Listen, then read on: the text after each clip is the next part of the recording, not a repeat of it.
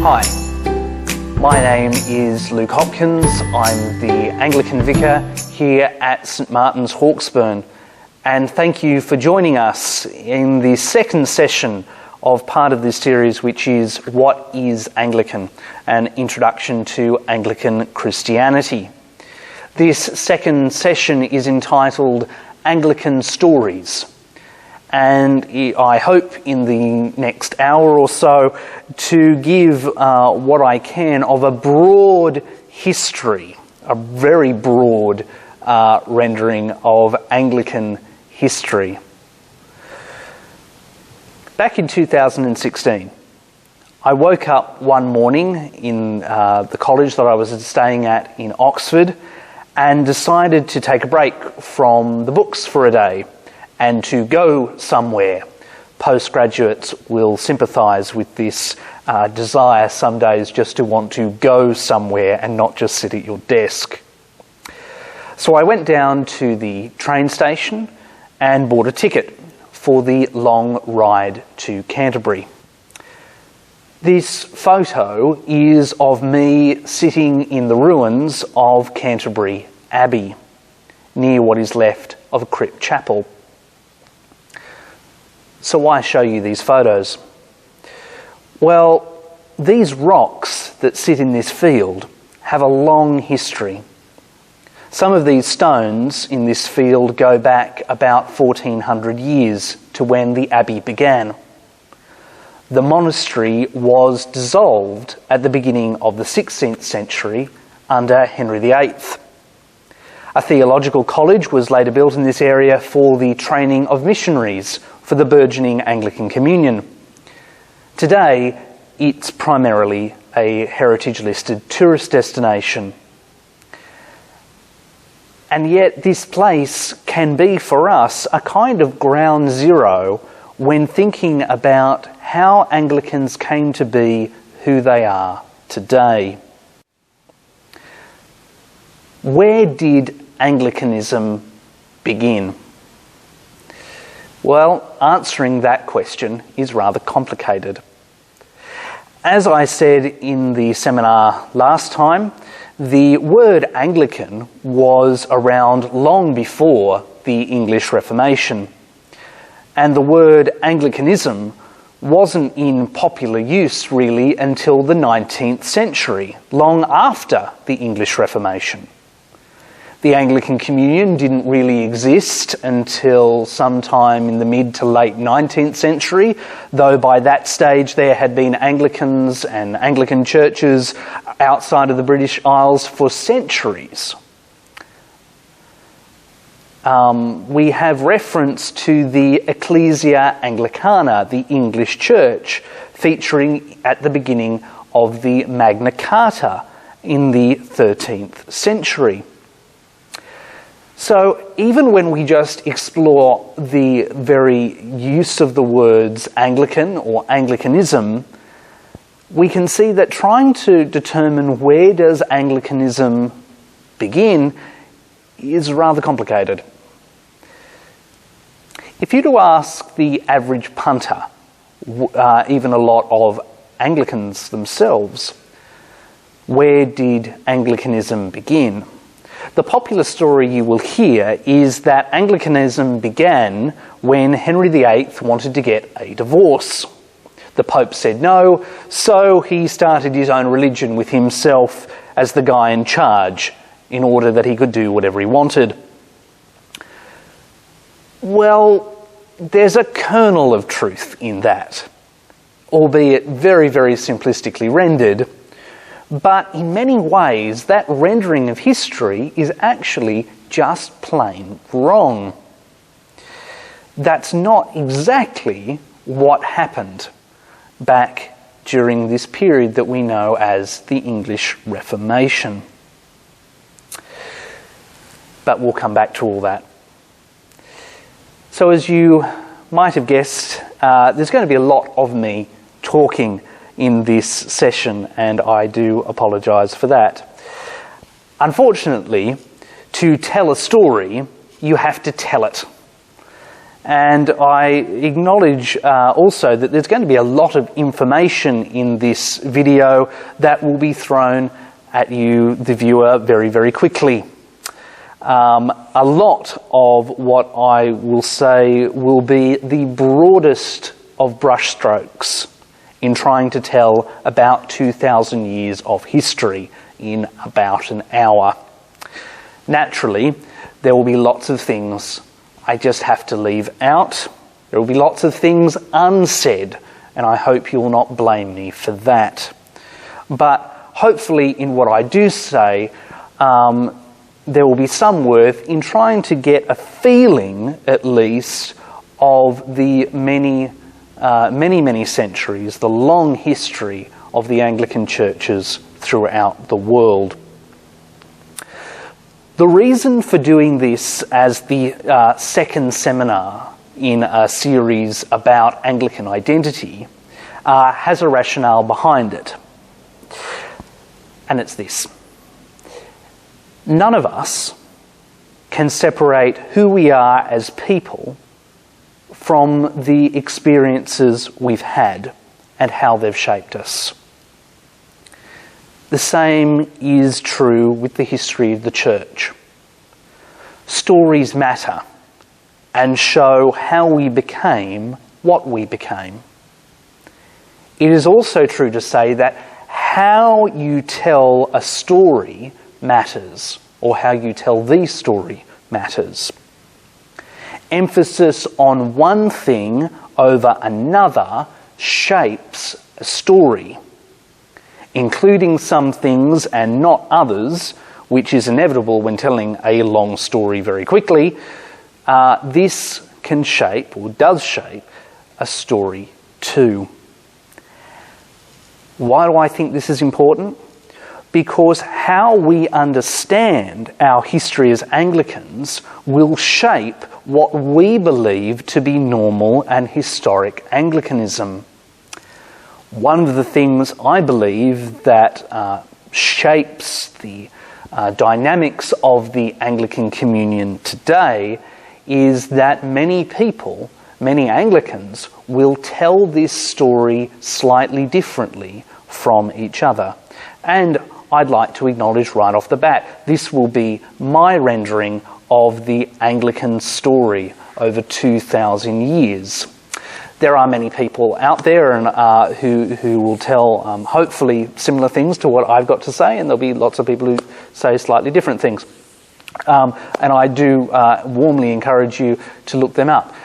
People like Alec Ryrie, Mark Chapman, lots of very influential scholars out there who have really delved into the depths of what the Anglican tradition has to offer us from history and the weaving of our way through history. Nevertheless, all that being said, the question before us today is, where do the Anglican churches come from? To ask this question is naturally to go straight back to the beginning. And that beginning is with Christ. Although the word Anglican is far on the horizon at this point, as Anglicans believe they are part of the one holy Catholic and Apostolic Church whose eternal head is Jesus Christ, then the historic beginnings of the Church begin with Christ and the Apostles. This may seem a little simple to say, but it's a point that is easily skipped over when we think about the origins of Anglican Christianity. When Christianity first came to the British Isles is lost to history. Local legends spoke of Joseph of Arimathea travelling to Britain with the child Jesus, which is the legend behind the English hymn Jerusalem, which is the musical version of William Blake's poem, and did those feat in ancient times. Legend also speaks of Joseph returning to Britain with the cup Jesus used at the Last Supper, which is the basis of the Grail myth in the Arthurian legends. Putting these legends to one side, it is reasonable to assume that Christianity first came to Britain within the first 100 years after Christ's death and resurrection. A document found at Mount Athos Monastery in 1984 speaks of Jesus' 70 disciples that we hear about in the Gospels, and lists one of those original 70, someone called Aristobulus, as Bishop of Britain. Medieval histories also believe that the Church came to Britain in the 1st century AD. What we do know is that the North African Christian writer, Tertullian, speaks of Christianity being in Britain when he is writing in the late 2nd century and early 3rd century AD. Excuse me. The first Christian martyr in Britain is put down as Alban in the year 304 AD. We also know that 3 bishops from the British Isles attended the Council of Arles in 318 AD. As such, what we can conclude is that Christians are present in the British Isles from the earliest times in church history. The missionary endeavours of people like Columba, Ninian, David and Patrick are remembered to this day. A change occurred, however, with the collapse of the Roman Empire. Jute, Saxon and Angle tribes colonised and or invaded, depending on which historian you're listening to, the east coast of Britain, pushing the remaining inhabitants into the west. There may have been some integration, but we do know that the majority of the inhabitants seem to have been pushed into the west. This pushed the remainder of that church that had been there into Wales, into Ireland, into Scotland, and as well as a few smaller enclaves elsewhere. This is often termed as Celtic Christianity or the Celtic Church. What little we actually know, and we actually do only know a little, most unfortunately is the invention of the 19th and 20th centuries, is that these Christians varied slightly in their liturgy, liturgical calendar and their monastic discipline. Then another change occurs at the end of the 6th century. In 597, Bishop Gregory of Rome, Pope Gregory in Rome, decided to send a mission to the east coast of the British Isles, the area that had been taken over by these Anglo-Saxon tribes. This mission principally was to have a twofold purpose. It was to begin the conversion of the Anglo-Saxon tribes to Christianity and to bring that remnant Celtic church back into the fold, jurisdiction and discipline of the wider continental church under Pope Gregory's authority. Pope Gregory commissioned the abbot of St Andrew's Monastery in Rome, Augustine, to lead the mission along with 40 companions. Augustine and his companions got as far as the north coast of France, we are told, before they complained about going any further, and Augustine went back to Gregory to ask if they could all come home. Gregory refused and sent Augustine back. This group settled in Kent, and they established a monastic community at Canterbury.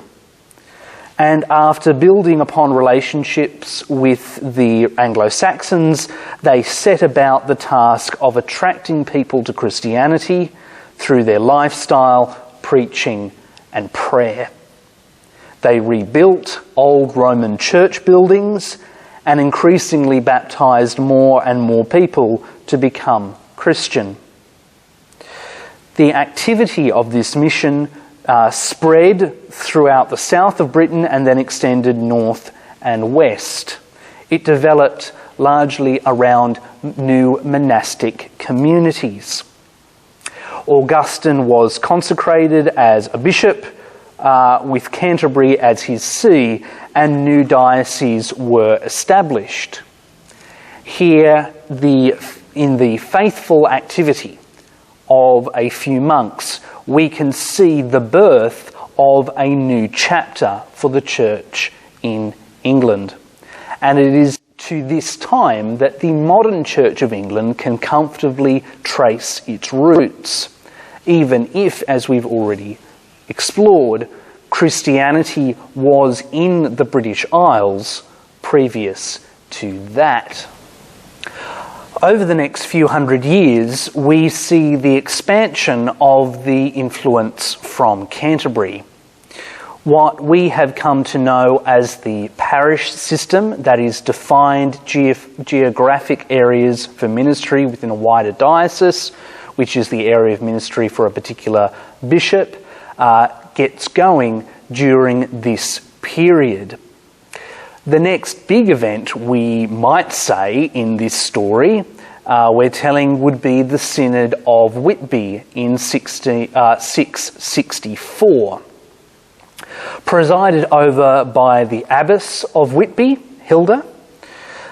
This meeting brought together church leaders from around the British Isles as well as from the continent to resolve the differences between what by this stage was essentially the old Celtic Church, the Romano-Celtic Christianity I spoke of earlier, and the Anglo-Saxon Church backed up by the Europeans. There had been some attempts prior to this to try and consolidate and agree.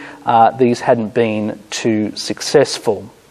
One of the crucial issues, believe it or not, was the dating of the celebration of Easter. The Celtic Church used one particular form of the calendar and the English Church another. The English Church was using the dating of Easter that was used in Rome. This issue got resolved, but significant for this history that we're looking at is that it was solved by an appeal to the authority of the Bishop of Rome. How so? Just to digress a little bit. Why the two different calendars? Well, the one system, the one that had been used by the old Celtic Church, was attributed, trace its lineage, we might say, back to the Apostle John. The other dating of Easter traced its lineage back to the Apostle Peter. The truth of this is another matter for another time, but nevertheless, this is what people held to be true. And so the appeal by those from the continent and those as part of the English Church was that as Peter might be seen to be the Prince of the Apostles and the Pope as in Rome his successor, therefore that was the calendar that the church in the British Isles should use. This acclamation of Roman authority over the British Christians at this synod was done in a way that no one had really done previously, and contributed to the rise in papal authority over Western Europe over the next 500 years. This was a reforming moment, which is principally the point that I would like to make.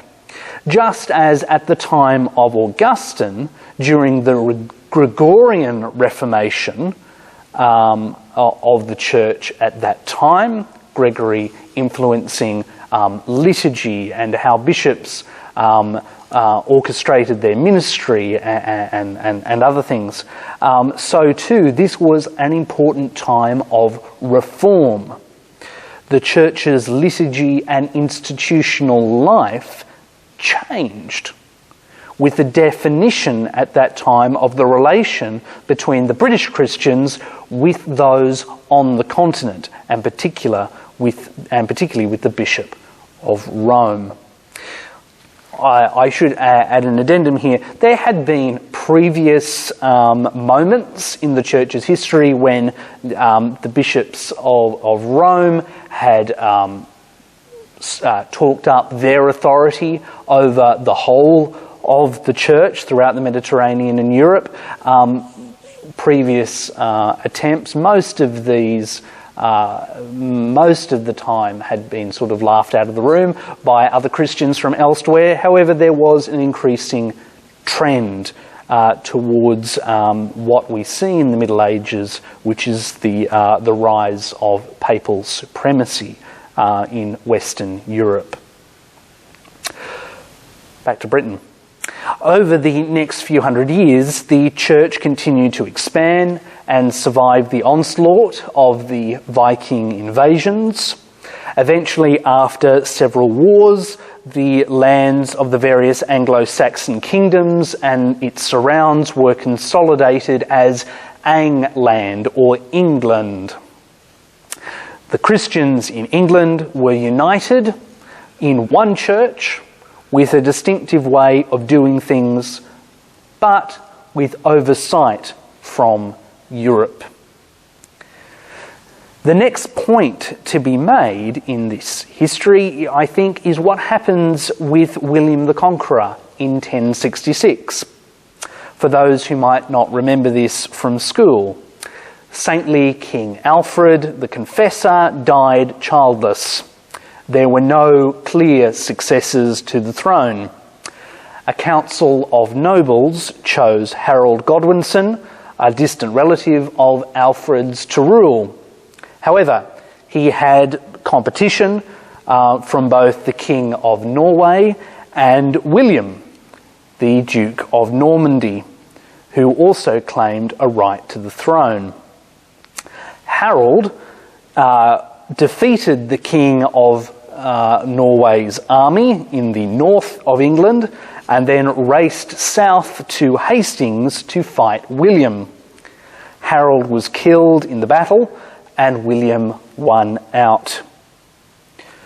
Why is this significant for our church history? Well, for one, because William had appealed to the Bishop of Rome to back his claims to the throne. He had promised to reform the church in England if he won out. The Pope agreed. As King William set about putting Norman lords in power over England to control the Anglo-Saxon locals, he also started putting Norman clergy into positions throughout the church in England, particularly as bishops. William was assisted by Lanfranc in maintaining a form of independence for the church in England. Lanfranc was a Norman who was made Archbishop of Canterbury and was pivotal in backing up this new regime. Like Augustine and Hilda's eras, this period was a time of reformation for the church in England. The High Middle Ages in Britain, like most of Europe, in terms of church history, are a history of tension between the Crown and the Church. These debates were over land, influence, money, and control. One only has to think of the story of someone like Thomas Becket, the murdered Archbishop of Canterbury, who was killed by knights in Canterbury Cathedral. His story is atypical, in a sense, for the era. Not all clergy got murdered, but in a way, the tensions that are on display in Thomas Becket's story are very typical for the era. It's the story of what role the church had in English society and what control the monarchy had or didn't have over the church. The outside oversight of the Pope, the Bishop of Rome, continued also to be a source of tension. This matched debates in Europe, debates that often resulted in war, over the rights and powers of monarchs, of emperors, of princes, of the nobility, and whether the Pope and his bishops had power over them. Essentially, at the end of the day, who gets to call the shots? We don't have enough time to go into detail about this, but suffice to say this was being debated long before the Reformation that occurs in the 16th century. And it's really pivotal to understand all of this.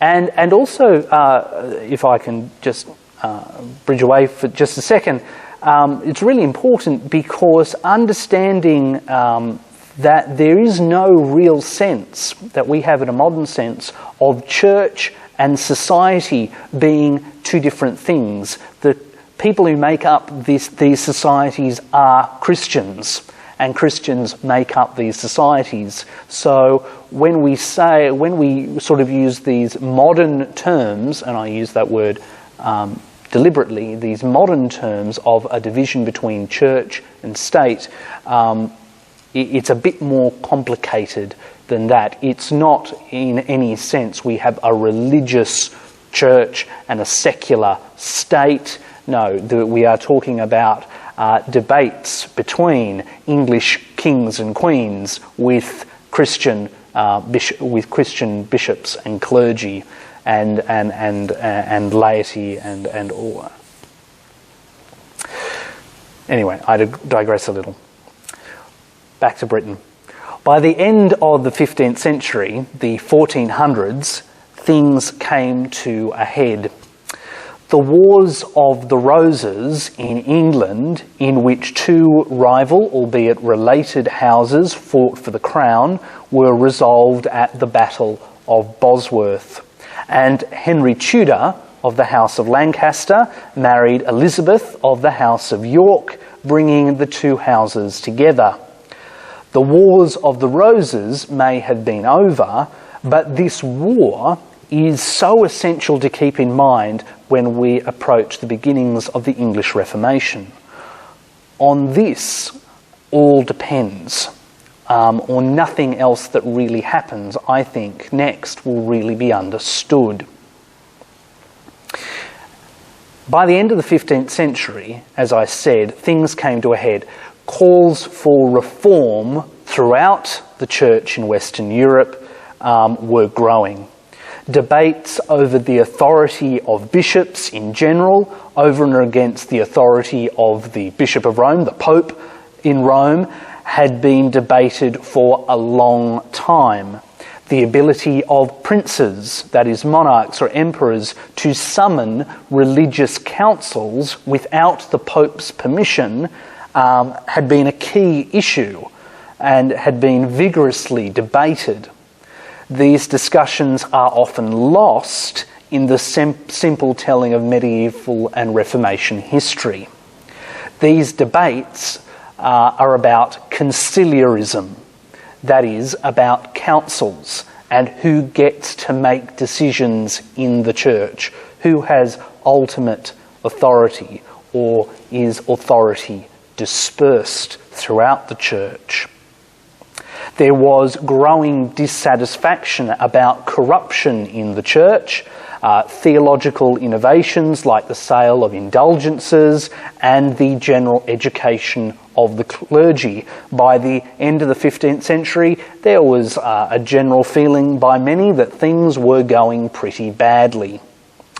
The call of humanist scholars like Erasmus was ad fontes, back to the sources, by which he meant a return to studying the scriptures in their original languages and of ancient classical texts in their original languages as well. Ad fontes was a call for an educational revolution.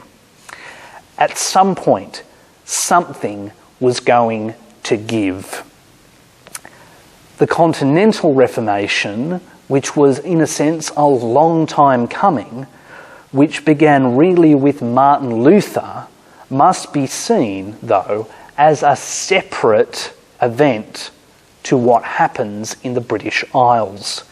It has a definite, an absolutely definite impact on what takes place, but we're really talking about separate entities here and separate events, which is key, because I'll come back to that, and why even at the time these can be seen as very different.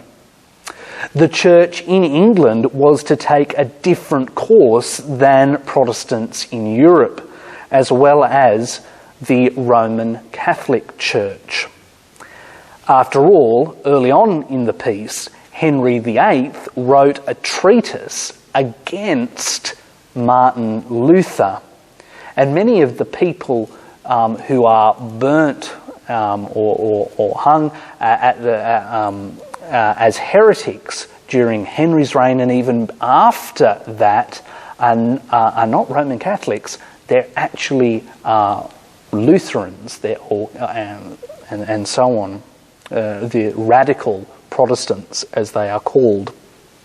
So we really do have to see these two movements, these two reformations, perhaps influencing each other, but distinct. So this is going to be my very quick crash course of the English Reformation. Henry VIII was the son of that Henry Tudor and Elizabeth York that I spoke of before. Henry's older brother Arthur died, and Henry married his brother's new wife, Catherine of Aragon. After many years of marriage, they had only one surviving daughter, Mary. Now, at this point, I think it's important for us to remember, before Henry was born, the country had been involved in a civil war about who was truly to be the monarch, who was the true successor for decades. Many, many people had died. There were other powerful families around Henry VIII ready to swoop in and take the throne if the line of succession wasn't strong. The idea, unfortunately, perhaps in our modern sense, the idea of a queen also didn't sit well with Henry and his contemporaries. Henry wanted a son, an indisputable successor. So, what to do? Divorce might have been, in a sense, banned, but it was fairly common practice, you could go to the Pope for an annulment. And most of the time, no one would really object. This, we might be surprised to hear, happened actually very frequently. Such was the state of the medieval church. If you were powerful enough, the rules that applied to everyone else need not apply. It's a tale as old as time. However, there was a catch. Queen Catherine's nephew, Philip, was the Holy Roman Emperor who controlled most of Central Europe. He was fighting in Italy and captured the Pope. Now, the Pope wasn't going to upset the Emperor by hoisting his beloved aunt off the English throne. So the Pope said no. By this stage, Henry was convinced that God was punishing him because he had married his brother's wife. As such, despite all the machinations they tried, the king was stuck with his queen while now also being in love with someone else, Anne Boleyn. Henry didn't want the realm dissolving into civil war again over the succession. He wanted a son, and Catherine wasn't going to have any more children. Enter Thomas Cranmer. Cranmer was a chaplain to the Boleyn family and an academic priest at Cambridge. He suggested that the Church in England could make the decision without the Pope.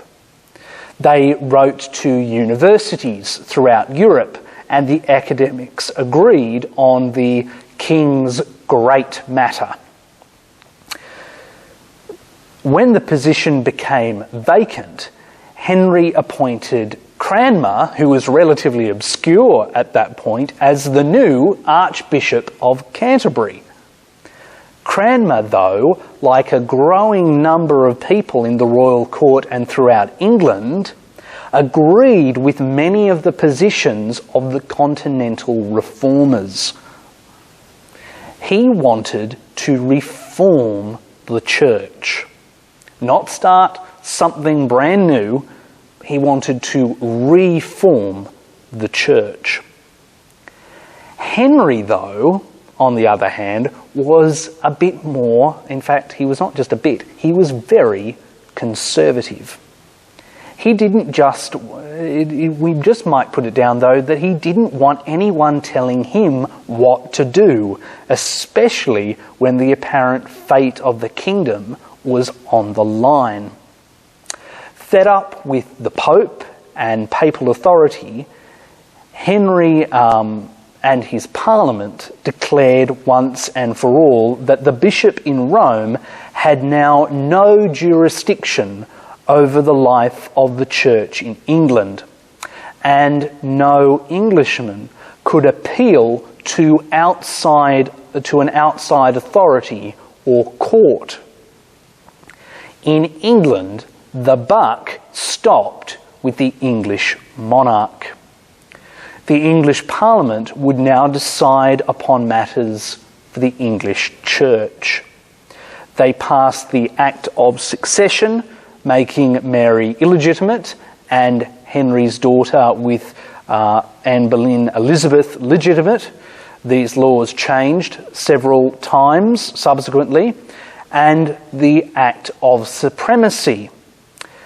The English Parliament, including nearly all the English bishops, declared Henry as the monarch to be the supreme head of the church in England, both in spiritual matters and temporal matters.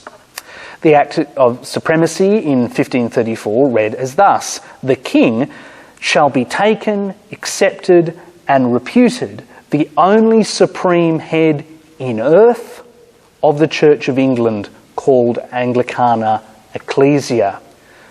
We see here, I think, two things which are important to note. One is we get that reference to the Anglicana Ecclesia, that slightly rewritten, but the terms are around the other way, but that reference back to that ancient idea of a distinct English church that we have right there in the Magna Carta. And also that the authority that is being given to Henry and his successors are as the supreme head in earth of the Church of England, called Anglicana Ecclesia. The authority of Christ as head of the Church over the entire Church is safe. But Henry's claim, or the claim here being made, is not over the entire Church. The English monarchs are not claiming supremacy over the Bishop of Rome or over the Church in France or Spain or Poland or wherever, but rather that the king, the monarch, which would later be a queen, the monarch was to be the supreme head in earth of the Church of England, called Anglicana Ecclesia. So that's what happened with Henry. He didn't start a new religion as such, or even a new church, we might say.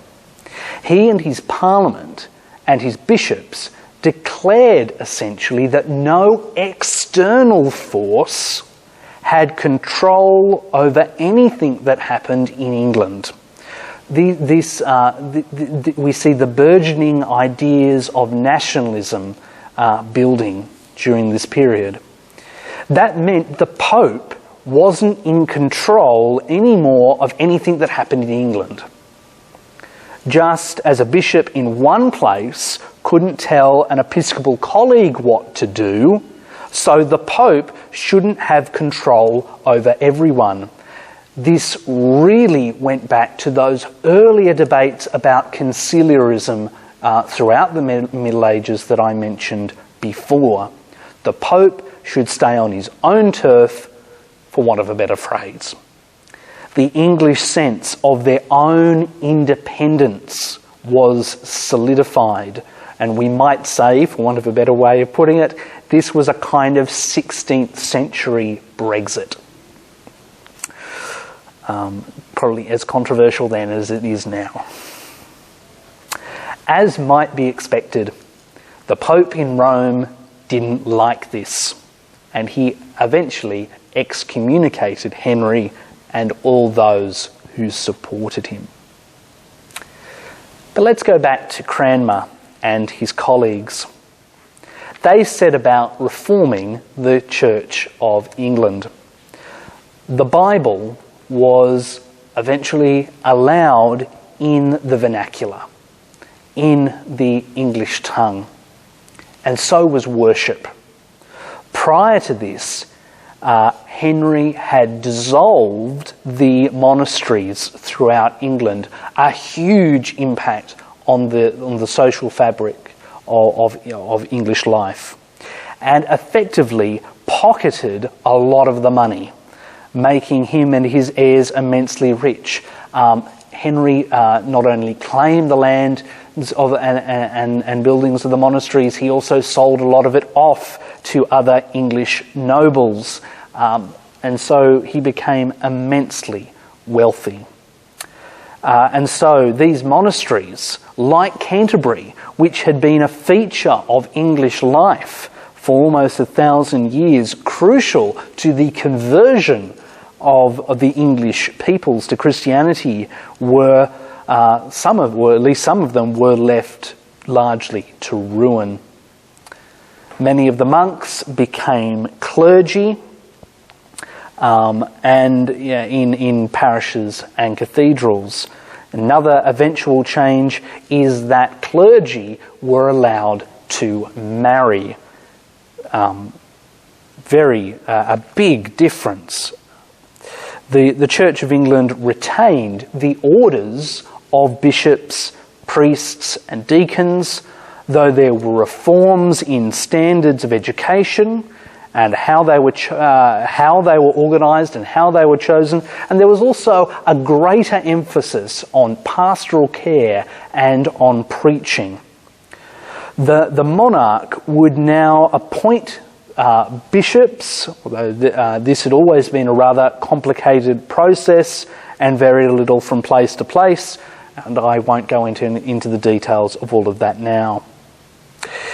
Ideas from the continental reformers influenced the decisions of the reformers in England. However, there were still many loyal to that medieval past and loyal to Rome, loyal to the idea that the church in England should have oversight from the Bishop of Rome. The church led from Rome also strengthened its own doctrine around the necessity of communion with the Pope to be a true Christian at the Council of Trent and onwards. This really is the inauguration of the modern Roman Catholic Church, which is a little different from what had gone on before. After all those people who had once been part of the Western Catholic Church, and we can debate around how we name that, and who had been involved in the debates about conciliarism and a whole range of theological matters, who were all debating as part of the one group, we might say, before, went off into different camps. The camps strengthened their own sense of identity against the others. And so once where there was diversity of opinion, there was now uniformity, more or less, in each camp. Back to the English monarchs. Henry VIII ended up having quite a few wives, with a few losing their heads. He did end up, though, having a son by one of them, Edward. And Edward succeeded him as a teenager. And then we might say, in many ways, that the reformers really got going. There had been so much that had changed during Henry VIII's reign, but in many ways, under Edward's reign, they were given much freer range. Cranmer revised the medieval liturgies and produced the Book of Common Prayer, which everyone would be required to worship with. As I said, clergy were allowed to marry or be celibate for the first time in about 500 years. While things continued to develop over the next century, these English Christians felt they had reformed their church of the corruptions and superstitions of the late Middle Ages and realigned their faith and structures with Scripture and the early church. However, in terms of the monarchy, things then really got going. Edward died young. Some tried to install his cousin, Lady Jane Grey, on the throne, but that lasted about a week. And Edward's half-sister Mary, who was loyal to Rome, succeeded him. Mary switched everything back to the way it was before. The English reformers fled to Protestant holdouts in Europe, the ones who survived, and the Roman clergy and bishops were brought back. Mary did execute a number of key reformers, like Cranmer, along the way. And this is an interesting point, because during Edward's reign, no Roman Catholics, more or less, had been executed for heresy. Believe it or not, the only people who'd been executed along those lines had actually been those designated as radical Protestants, not Roman Catholics. That's not to say there weren't other punishments and so on. But during Mary's reign, very unfortunately, you see that Protestant reformers, English reformers, are being executed for their beliefs and for not aligning with Mary, her policies, and with Roman authority. Cranmer was amongst those who was executed during Mary's reign.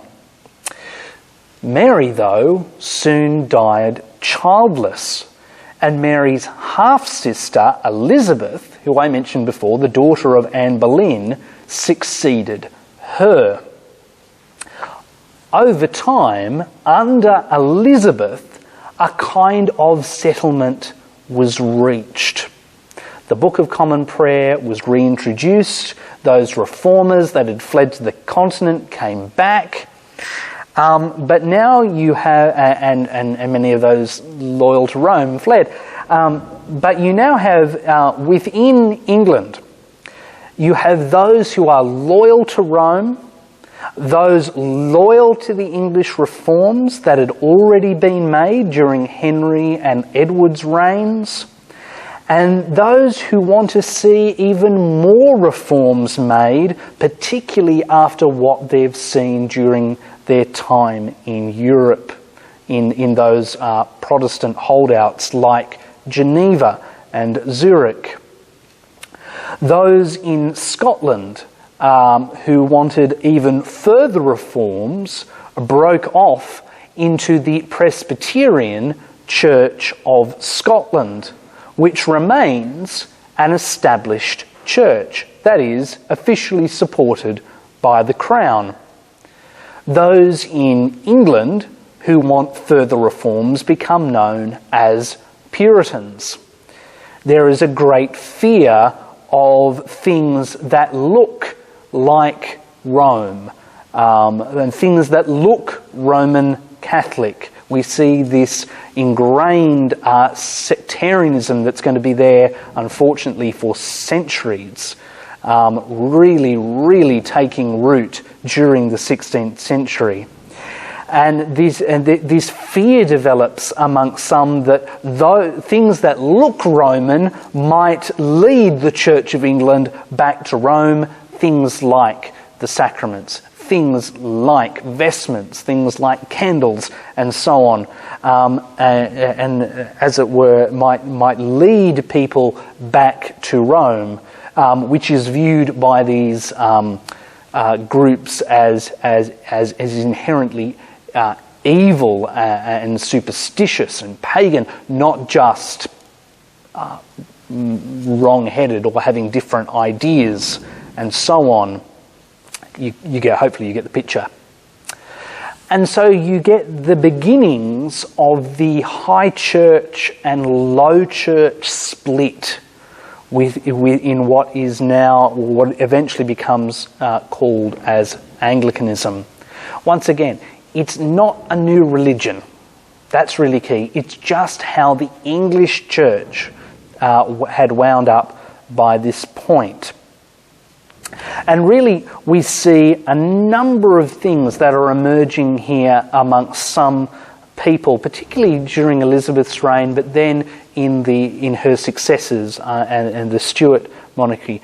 You have an emphasis by some, a new approach of a dignified ceremonial as being part of this Anglican, or what's becoming known as Anglican practice, will become known as Anglican practice, that forgoes, or it's got rid of the old superstition, but it's got this dignified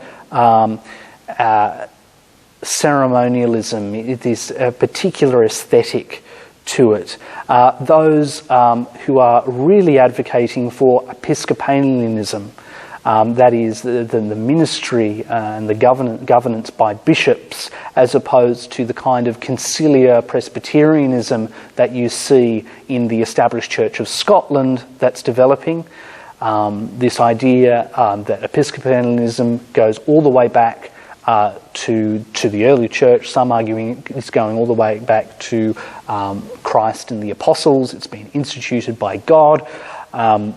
And you also get some more nuanced theological debates particularly within and around Calvinist doctrine on the continent, ideas around predestination and election and free will and so on and so forth. And so you get these those who are in favour of these Calvinist ideas of predestination and those who are anti these particular ideas, who become known as Arminians. And this really goes back once again about saints and monarchy and the history of the English Church. What are we saying about those Christians who have come before us? What do we and so on and so forth. There's some brilliant things by other people out there that I would encourage you to look at. Anyway, there's too much to go into, and I'm starting to digress, so I apologise. Okay, I won't go into detail, which is always dangerous, and I admit that it's always dangerous when telling history not to look at details. But the divisions that are starting to emerge within England and elsewhere in the British Isles on some of these theological topics and around structure and polity and so on, eventually build and contribute to the English Civil War in the mid-17th century. To quote a brilliant historian and Anglican scholar, Alec Ryrie, who once said that the Civil War was the making of Anglicanism. And why? Because it forced people to pick sides and to define their position. People began to define what it is they were arguing for, what it is, in one sense, eventually they would end up fighting over. You have the high church royalists who end up losing the war, and many of the bishops and clergy who survive flee to the continent with the royal prince. The Puritans, under Oliver Cromwell, set up a republic and abolish the Church of England in England. This Commonwealth period lasts about a decade, but doesn't survive after Cromwell dies. The monarchy is restored with Charles II, along with the Anglican bishops and clergy. The Church of England is well and truly back, and it's effectively now wedded to the English crown, and a settlement is reached again over doctrine and liturgy. Some of those debates I talked about before about predestination get sort of ironed out a little. There's sort of the article, the 39 Articles of 1662 sort of make some statements around predestination election that they believe sort of iron out the excesses of Calvinism on these matters, but also allow for some variety of opinion around this there. Anyway, I did digress again. But this period, which is known as the Restoration, is really fundamental in understanding how the Church of England and Anglicanism more broadly really comes to be what it is. This is the time where you are getting people using that idea of Anglican to define their position over and against Puritanism. You have these ideas of a dignified ceremonial, of Episcopalianism, of particular theological stances which are distinct from other Protestants, not just distinct from the Roman Catholic Church as it has become. These things are really giving a new substance and a defined, a written down position of where the Church of England stands and what it stands for, we might say. A few years later, another crisis occurs when Charles dies and his brother James becomes the King of England. And one of the problems that develops is that James is a Roman Catholic, and once king allows Roman Catholics to hold political positions again. Though the legitimate heir, the political establishment in England has a great problem with this, and it decides that James can't be king. Only a member of the Church of England can be King of England. As such, as it were, only someone who can be head of the Church of England can be the monarch of England. This, we might say, it really defines something about the monarchy as well as what the Church of England is. The Parliament invite William of Orange, who is married to James's daughter Mary, to become king instead, and in the so-called Glorious Revolution. This becomes, however, even more of a crisis within the church, we might say, when a bunch of bishops and clergy stage a protest and say that James is the legitimate king who has been duly anointed and crowned as king. They can't just turf him out. They've all made oaths of loyalty to James. They can't now just turf that out. And so here we get this definition of monarchy for England, and also a definition, some definitions about what it is to be part of the Church of England. A split occurs within the church, we might say, between the ongoing Church of England and those who become known as the non-jurors, those who refuse to recognise William and Anne. Some of these Anglican bishops and clergy moved to Scotland and are fundamental in starting the Episcopal Church in Scotland. I've mentioned before some of what happened in Scotland during the 16th century with the established Church of Scotland breaking from the Episcopal model of governance, of church polity, to adopt a Presbyterian one. That is, there are no tiers, in a sense, of bishops, priests and deacons. There are just presbyters, all equal to one another, who will come together in synods to make decisions. But it's the clergy, the presbyters, who are going to make decisions for the church. This isn't synods in an Anglican sense, or at least it wasn't then.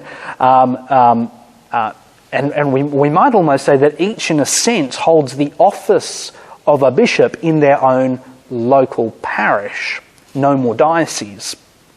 This is a model they see based on Calvinism in Geneva. And some of the Puritans that I mentioned before had held on to this Presbyterian outlook. Others had been Congregationalists. That is, that each and every local congregation is its own independent unit. There's no necessarily a wider network to be accountable to. Each congregation can make all its own decisions itself and appoint its own ministers and so on. And so now we might see there's really there's three different kinds of polity being displayed within the British Isles: Episcopalianism, Presbyterianism, and Congregationalism, and that continues to this day. We see Episcopalianism in Anglicanism, which is also known as Episcopalianism in certain parts of the world. We see Presbyterianism in Presbyterians, and we see that Congregationalist model in Congregationalists, in Baptists, and so on. Now, there are big theological arguments here that I've really skipped over, but hopefully that's enough to be getting on with in this story. And why have I mentioned all of this? Because what's significant is that when these non-jurors go to Scotland and they start this new extension of the Church of England, it is the Episcopal Church of Scotland. But it's not established, it's not linked to the government, it's not supported financially by the government, but it is a distinct Christian grouping. So, during this period, we really get this sense, a new sense, a more defined sense of what Anglicanism is. During this period, we have a sense of Anglicanism really being linked to this idea of English identity and English nationalism and being linked to the monarchy in so much of its life. The long 18th century, as it's often known, then comes around, and Anglicanism has already by this point started to spread around the world, as does the burgeoning British Empire. Anglicans are now found in the Americas, in Asia, in Africa, and by the end of the 18th century, here in Australia. Anglicanism comes to Australia with white settlement in the penal colony of New South Wales. A chaplain, Richard Johnson, comes with the First Fleet. Before I come back to Australia, though, I'll say a few other things about some different things that really start to get going during the 18th century. The 18th century saw a few different ways of being part of the Church of England develop, ideologically we might say.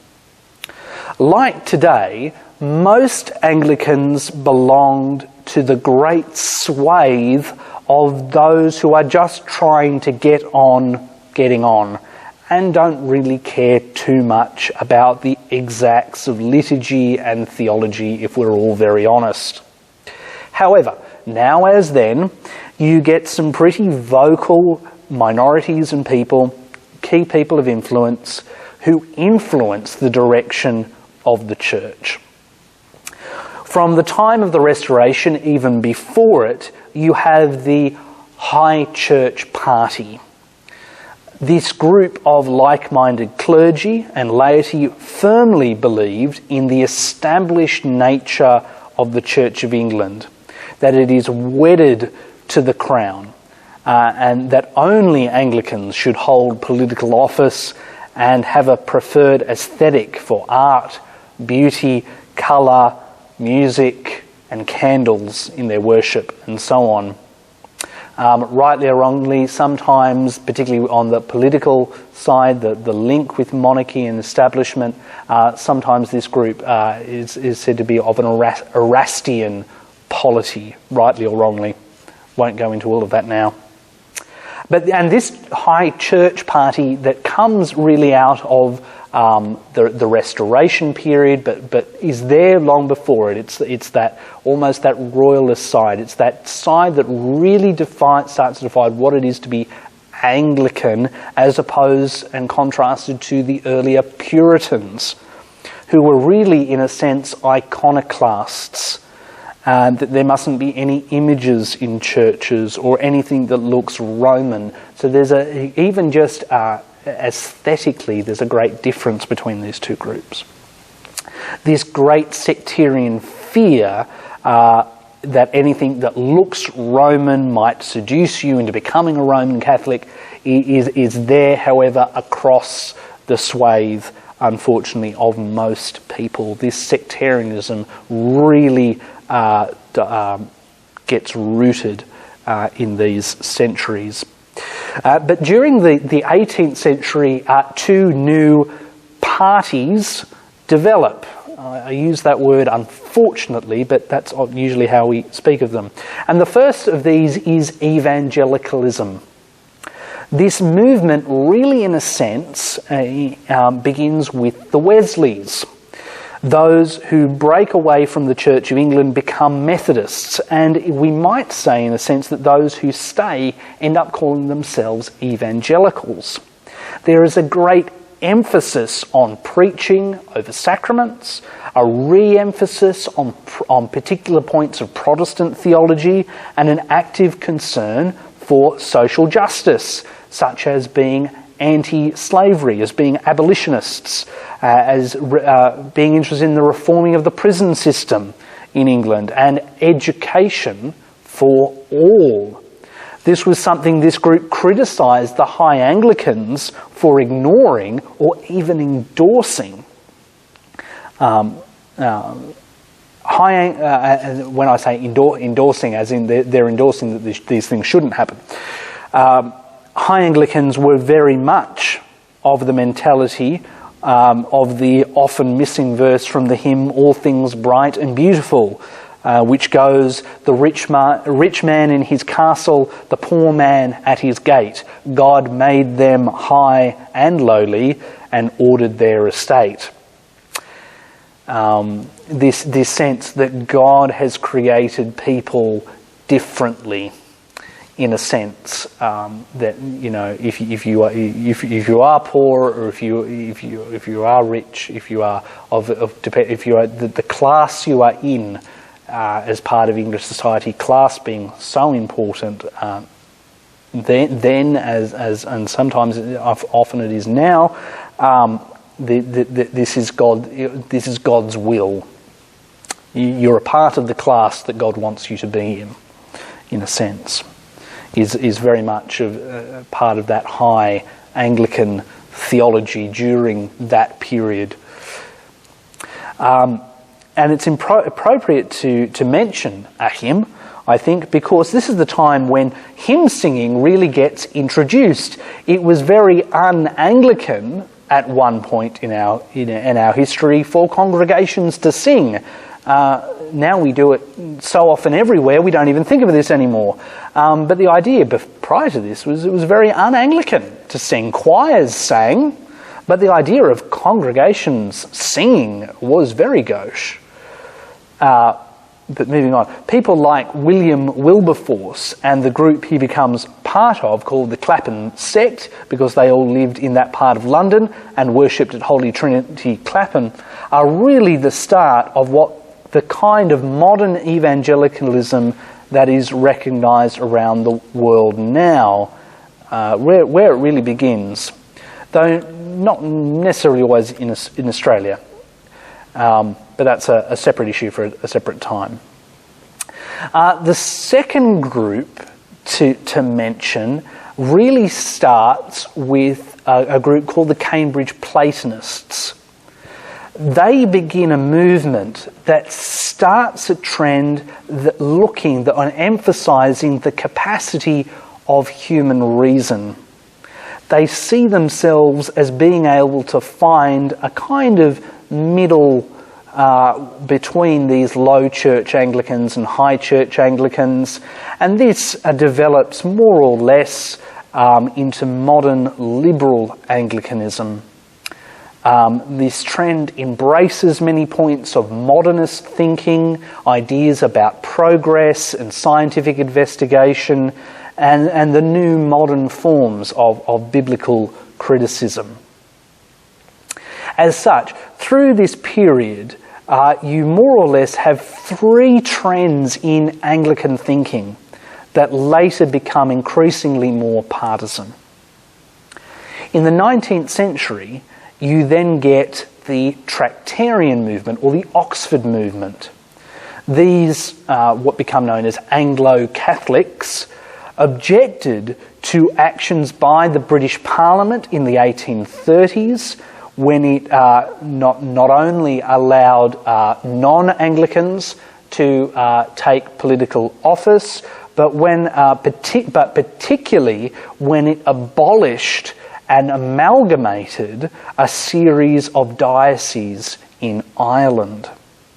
The Tractarians, starting with John Keble, who was in Oxford, believed that Parliament had lost its way and that the Church of England should not be tied to the Crown and the political establishment. Parliament shouldn't decide church matters. This group begins a trend, or one of the groups that begins a trend around disestablishmentarianism. The word no one can ever say right after a few drinks at a party. This group re-emphasised the importance of not only the Catholic history of the church, but the independence of the church. It stressed the importance of the threefold order of bishops, priests and deacons, of the sacraments, and the need for the Church of England to know and to be true to its roots in the early church. There was also a great emphasis on social justice issues and care for the poor.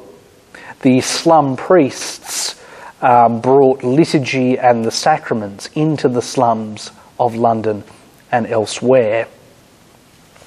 Later, sort of a continuation of this movement, though a little different again, was the ceremonialists movement that developed in the late 19th century and reintroduced liturgical vestments. St Martin's, this church here, was founded at that time and was actually the first parish church here in Victoria in which chasubles were worn, which was controversial at the time. Still controversial in some places, but I digress. But it's really, in a sense, a church plant as part of this movement. This reintroduction of the liturgical sensibilities of the Middle Ages were argued and defended as aligned to the English Reformation. They were a baby that should never have been thrown out with the bathwater, it was argued. Many people disagreed, and we even have, say, here in Australia, places like the Diocese of Sydney, which eventually banned the wearing of chasubles at the beginning of the 20th century, and that continues to this day. And so here we might see, across the 18th century, these four predominant trends in Anglican thinking, high and low, liberal and conservative, that really develop in more and more into party-like mentalities as time goes on. The high church Anglicans more or less kind of get absorbed into the broader Anglo-Catholic movement, particularly as the links between the political establishment in England and the workings of dioceses, particularly broadly around the Anglican Communion, start to wear thin across the 19th century. And these trends in Anglican thinking have changed over time, it must be said. Particularly, we might say, when looking at evangelicalism more broadly, it has definitely shifted a lot of its emphasis over, evangelicals have shifted their emphasis a lot over the course of the 20th century. There's a lot of difference between evangelicals today and people like William Wilberforce and his companions. Okay, so now that I've hit you with all that information, let's see if I can just stuff a wafer thin more about how we come to be here in Australia as Anglicans, which is the context that I speak out of. As I said, chaplaincies are set up with the penal colonies here on the mainland and in Tasmania. And that's how it starts. Chaplains working for these colonies and the Anglicans who are here as part of those colonies. Over the first couple of decades, it becomes clear that you need people to organise these chaplains. And so an archdeacon is appointed for Australia. These clergy, it should be said, are all tied to the Church of England in England. They trained there, they were ordained there, licensed from there, in a way kind of paid from there, and many, when they have done their stint, return back to the British Isles. It's like that for a long time, and until 1981, the Anglicans in Australia are known as the United Church of England and Ireland in Australia. In 1981, we get the official name change to the Anglican Church of Australia. It's a good way still to tell how often someone goes to church in Australia, if they're an Anglican, if they still say they're C of E. It means they haven't been for a very long time. In 1829, William Broughton is appointed as Archdeacon of New South Wales, responsible to the Bishop of Calcutta, who oversees basically everything east of India. In 1836, Broughton is made the first, and in a sense last, Bishop of Australia. In 1842, Tasmania is established as a separate diocese, as is the Diocese of New Zealand. In 1847, the Diocese of Australia is broken up into 4. Broughton is made the Bishop of Sydney as an Archbishop. So I should say styled as an Archbishop. He's a diocesan bishop styled as an Archbishop. And the Dioceses of Newcastle, Adelaide and Melbourne are established at the same time. For instance, here in Melbourne, Charles Perry, an evangelical academic from Cambridge, is appointed as the first Bishop of Melbourne. At this point, all of the bishops in the colonies are appointed by the Crown, just as it had been for centuries in the Church of England. However, the legality of this starts to come into question, and the colonials recognise that they need a mechanism for running their own affairs. It's just too inefficient for the diocese in Australia to keep running back to England whenever an important decision has to be made or a dispute occurs. So after a meeting, really, of all the local bishops in 1850 under Broughton, the bishops go back to their dioceses and variously begin writing up constitutions for those dioceses and starting synodical processes. These synods will gather local laity and clergy with their diocesan bishop to make decisions. Believe it or not, but the modern synodical system that is now common throughout the world amongst Anglicans really starts here in Australia and around the same time also in Canada. It takes a while to work out how these synods are going to work, how these dioceses are going to work, but what becomes apparent is that the dioceses in Australia all have the capacity to manage their own affairs, and they are all distinct. The colonies are still all separate. And so dioceses end up having slightly different ways of operating from each other here in Australia. and more dioceses develop across the country. At that point, across the colonies and then across the United Country. More than that, it proves that through the appointments of clergy, the bishops can more or less mould their diocese to have a particular partisan flavour if they choose.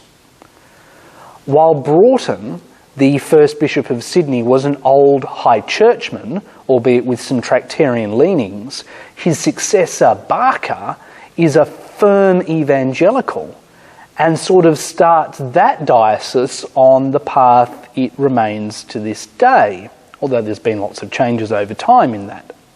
Melbourne's history and its diversity show the back and forth of different bishops with different styles. During this period, you also have the different Anglicans around the world not only getting a sense of their own identity as distinct Anglican churches, distinct from the Church of England, you also have a new sense of these churches being in communion with each other. After a scandal in South Africa, a group of bishops from around the world meets at Lambeth Palace, the London residence of the Archbishop of Canterbury, in 1867. While this doesn't become a council for deciding church affairs, these meetings become known as the Lambeth Conferences and occur roughly every 10 years or so from them on. An important meeting of the network of global Anglicanism. Back in Australia, it takes an awful long time to sort out the exact legal standing of the Church of England in Australia and its relationship with the Church of England in England. After many decades of debates and wrangling on trying to get all the different dioceses to agree, a constitution for a national church is decided. This national entity, though, retains that decision-making power primarily remains with each of the 23 dioceses that now make it up. There's been more dioceses than that, and some of those have ordered. We're not fixed on the idea of there being only 23 dioceses. There is a general synod, but any decision that it makes nationally has to be agreed in each diocese before that decision is enforceable. And there's no real national leader, although there is a figurehead, in a sense, in the primate who chairs the General Synod and acts as a kind of spokesman. It's more of a position of honour rather than being like a pope or something like that, or a patriarch. I move on. Liturgical reform is a big issue in the 20th century. Anglicans in Australia revised their own prayer book in 1972, and then again in 1995. The 1995 prayer book, which is the one we use here at St Martin's and elsewhere, however, is not adopted by all.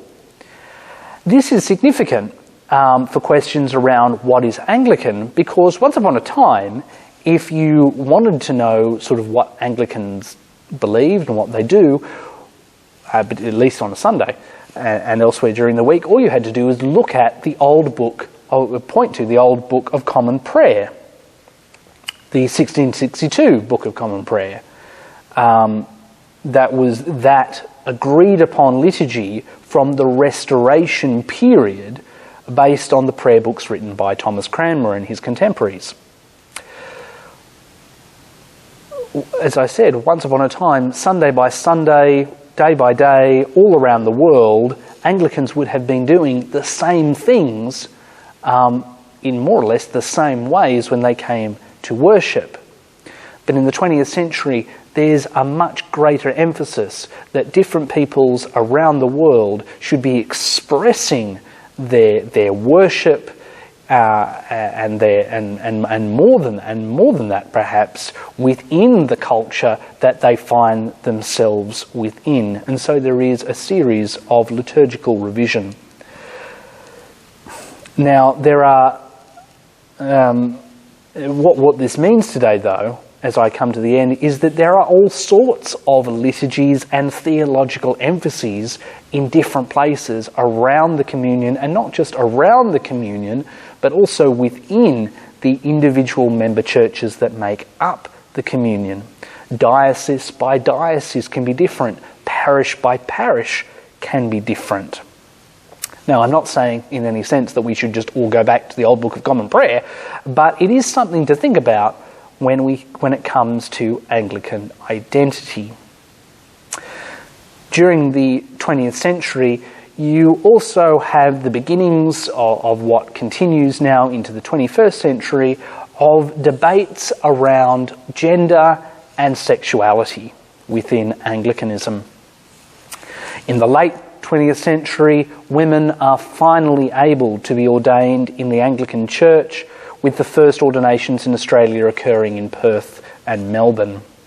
However, this came after long, hard and sometimes very ugly debates. Some conservative Anglicans left to create breakaway churches of their own. These debates then morphed more or less into the debates around marriage and sexuality that continue to this day. But this is a very significant change. In my opinion, it's a very wonderful change, in that here in Australia and elsewhere, women are able to be ordained to every order of ordained ministry, bishops, priests, and deacons. So now that I've come to the end of this seminar, it's been a lot of me talking for quite a while. I hope I've been able to give at least some broad brushstrokes of how this Anglican story, or how we might even say these Anglican stories, develop. The history of the Anglican Church goes all the way, or the Anglican churches I should say, goes all the way back to the earliest times of Christianity. It goes back to Christ and the apostles, just as it continues to walk with the ever-living Christ, even to this day, continuing to be guided by the Holy Spirit across the ages. There have been times of debate, there have been times of conflict, just as there are now, and in a sense that in many ways the tensions that are exhibited across the Anglican communion today are in a sense nothing new.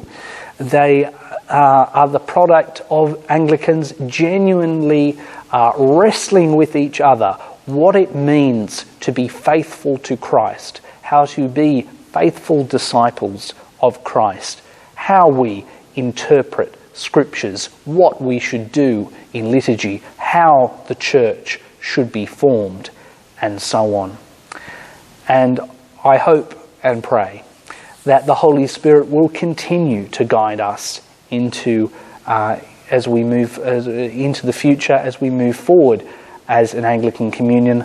For who knows, maybe in many years hence, even here in 2021, someone in the future will be referring to this as part of the days of the early church.